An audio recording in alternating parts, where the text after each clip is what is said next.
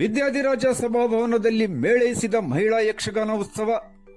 Karnataka Yakshagana academy Bengaluru, Shreya ಅಭಿವೃದ್ಧಿ trust ಹಾಗೂ Santosh hotel Dandeli ಇವರ ಸಂಯುಕ್ತಾಶ್ರಯದಲ್ಲಿ ನಗರದ ವಿದ್ಯಾಧಿರಾಜ ಸಭಾಭವನದಲ್ಲಿ ಮಂಗಳವಾರ ಹಮ್ಮಿಕೊಂಡಿದ್ದ ಪ್ರಪ್ರಥಮ ಮಹಿಳಾ ಯಕ್ಷಗಾನ ಉತ್ಸವವು ಮಹಿಳೆಯರ ಯಕ್ಷಗಾನದಲ್ಲಿನ ವಿವಿಧ ಕಲಾ ಪ್ರದರ್ಶನಗಳಿಂದ ಮೇಳೈಸಿತು. ಶಿರಸಿಯ ಡಾಕ್ಟರ್ ವಿಜಯನಳಿನಿ ರಮೇಶ್ ಹಾಗೂ ಸಂಗಡಿಗರು ಯಕ್ಷಗಾನ ಮತ್ತು ಮಹಿಳೆ ಎಂಬ ವಿಷಯದ ಕುರಿತು ವಿಚಾರಗೋಷ್ಠಿ ನಡೆಸಿದರು. ಹಾಗೆಯೇ ಯಲ್ಲಾಪುರದ ಚಂದ್ರಕಲಾ ಭಟ್ಟ ಮತ್ತು ಸಂಗಡಿಗರಿಂದ ತಾಳಮದ್ದಳೆ ಮಹಿಳೆ ಎಂಬ ವಿಷಯದ ಕುರಿತು ವಿಚಾರಗೋಷ್ಠಿ ನಡೆಸಿ ಮೆಚ್ಚುಗೆ ಪಡೆದರು. ಕೊನೆಗೆ ಸಿದ್ದಾಪುರದ ಸುಜಾತಾ ದಂಡ್ಕಲ್ ಅವರಿಂದ ಯಕ್ಷಗಾನ ಹಿಮ್ಮೇಳದಲ್ಲಿ ಮಹಿಳೆ ಎಂಬ ವಿಷಯಗಳ ಕುರಿತು ವಿಚಾರಗೋಷ್ಠಿ ನಡೆಸಿ ಮಹಿಳಾ ಯಕ್ಷಗಾನ ಉತ್ಸವಕ್ಕೆ ಮೆರುಗು ತುಂಬಿದರು. ಸಪ್ತಸ್ವರ ಸೇವಾ ಸಂಸ್ಥೆಯಿಂದ ಹಮ್ಮಿಕೊಳ್ಳಲಾಗಿದ್ದ ಸುದರ್ಶನ ವಿಜಯ ಯಕ್ಷಗಾನ ಪ್ರಸಂಗವು ಚಿತ್ತಾಕರ್ಷಕವಾಗಿ ಮೂಡಿಬಂತು.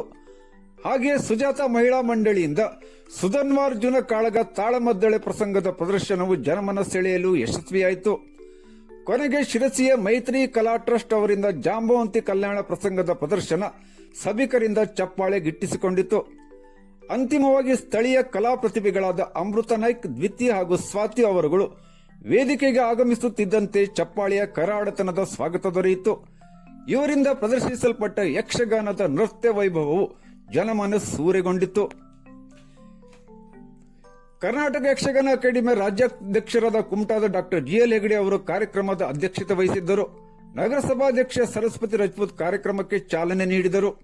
ಎಚ್ಎಸ್ ಶಿವರುದ್ರಪ್ಪ, ನಿರ್ಮಲಾ ಹೆಗಡೆ ಹಾಗೂ ಸಂತೋಷ್ ಹೋಟೆಲ್ ಮಾಲಕ ಹಾಗೂ ಮಹಿಳಾ ಯಕ್ಷಗಾನ ಉತ್ಸವದ ಸಹ ಸಂಘಟಕ ವಿಷ್ಣುಮೂರ್ತಿ ರಾವ್ ಉಪಸ್ಥಿತರಿದ್ದರು. ಕಾರ್ಯಕ್ರಮದ ಸಂಘಟಕಿ ಸುಮಂಗಲಾ ದೇಸಾಯಿ ಪ್ರಾರ್ಥಿಸಿದರು. ಕವಯತ್ರಿ ದೀಪಾಲಿ ಸಾಮಂತ್ ನಿರೂಪಿಸಿ ವಂದಿಸಿದರು. ಈಗ ಯಕ್ಷಗಾನ ಉತ್ಸವದ ವಿವಿಧ ಪ್ರದರ್ಶನಗಳನ್ನು ನೋಡೋಣ ಬನ್ನಿ.